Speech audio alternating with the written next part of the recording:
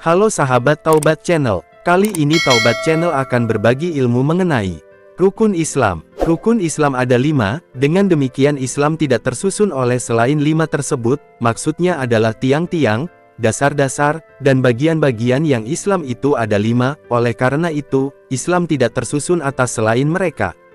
Syekh Bajuri berkata, Islam menurut bahasa berarti mutlak mengikuti, maksudnya baik mengikuti hukum-hukum syariat atau yang lainnya, sedangkan Islam menurut istilah berarti mengikuti hukum-hukum syariat. Ada yang mengatakan bahwa pengertian Islam adalah mengamalkan hukum-hukum syariat. Yang pertama yaitu, syahadat asyhadu alla ilaha illallah, wa asyhadu anna muhammadar rasulullah.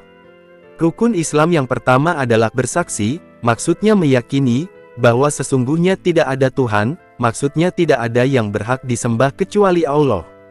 Allah adalah Tuhan yang disembah yang bersifatan dengan segala kesempurnaan yang tidak terbatas dan yang tidak diketahui kecuali olehnya sendiri, dan Tuhan yang disucikan dari segala kekurangan, dan Tuhan yang Maha Esa dalam merajai dan mengatur, dan yang Maha Esa dalam zatnya, sifat-sifatnya, dan perbuatan-perbuatannya. Dan bersaksi sesungguhnya Muhammad bin Abdullah bin Abdul Muthalib bin Hashim bin Abdul Manaf adalah utusan Allah. Syekh As-Subki menambahkan bahwa Rasulullah Muhammad diutus kepada seluruh para nabi dan umat-umat terdahulu dan bahwa sabda beliau yang berbunyi, "Aku diutus kepada seluruh manusia," mencakup manusia dari zaman Nabi Adam sampai hari kiamat. Dan perkataan Syekh Al-Bajuri berkata, sesungguhnya sebagian ulama telah menyebutkan bahwa termasuk salah satu kesempurnaan keimanan adalah seseorang meyakini bahwa tidak ada satupun makhluk yang memiliki kebaikan zahir dan batin seperti yang dimiliki Rasulullah Muhammad SAW. Mendirikan sholat. Dan rukun Islam yang kedua adalah mendirikan sholat. Sholat adalah ibadah badaniyah zohiroh yang paling utama, kemudian puasa, kemudian zakat, kemudian haji. Fardu-fardu sholat adalah fardu-fardu ibadah yang paling utama, kesunahan-kesunahan sholat adalah kesunahan-kesunahan ibadah yang paling utama. Seseorang tidak akan dianggap uzur, berhalangan, meninggalkan sholat selama ia masih memiliki akal. Allahu a'lam bishawab. Membayar zakat. Dan rukun Islam yang ketiga adalah membayar zakat, maksudnya memberikan zakat kepada mustahik yang ada sesegera mungkin, ketika memungkinkan memberikannya serta wajib meratakannya, dalam artian semua mustahik yang ada mendapatkan bagiannya. Mustahik zakat ada 8 golongan, yaitu, yang pertama adalah fakir. Pengertian fakir adalah sebagai berikut. Orang yang tidak memiliki pekerjaan halal dan harta halal sama sekali. Yang dimaksud pekerjaan di sini adalah pekerjaan mencari kehidupan ekonomi.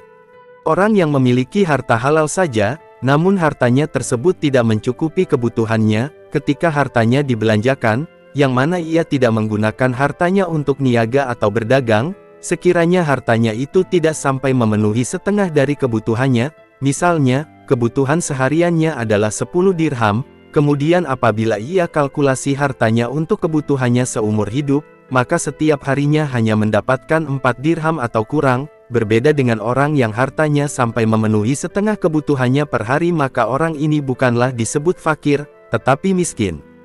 Adapun apabila ia memperdagangkan hartanya maka kalkulasi kebutuhannya per hari, bukan dikalkulasi berdasarkan kebutuhannya seumur hidup. Yang kedua miskin.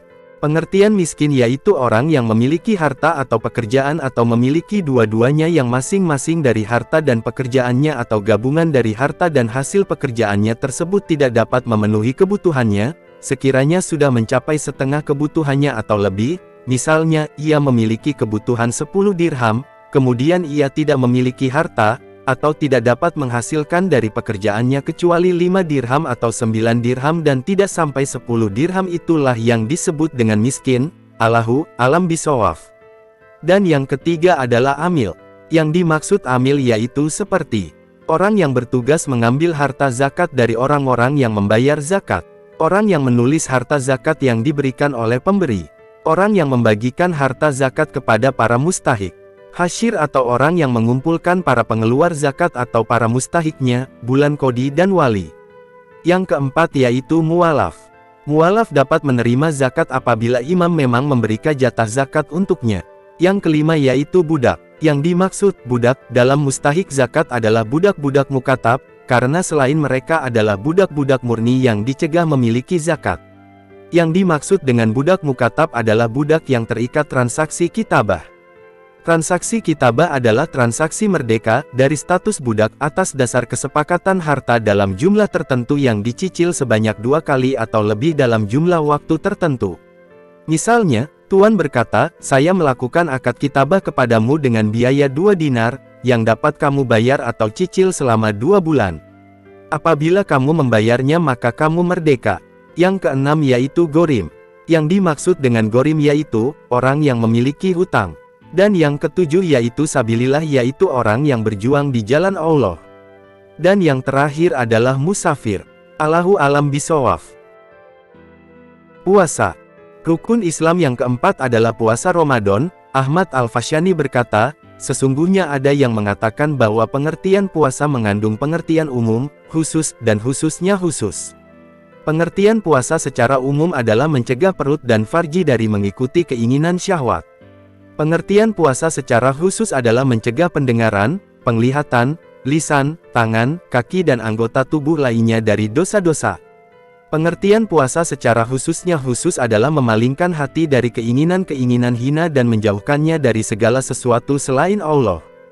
Ibadah haji dan rukun Islam yang kelima adalah haji ke Baitullah. Maksudnya menuju ke Baitullah karena untuk menunaikan haji atau umroh bagi orang yang mampu.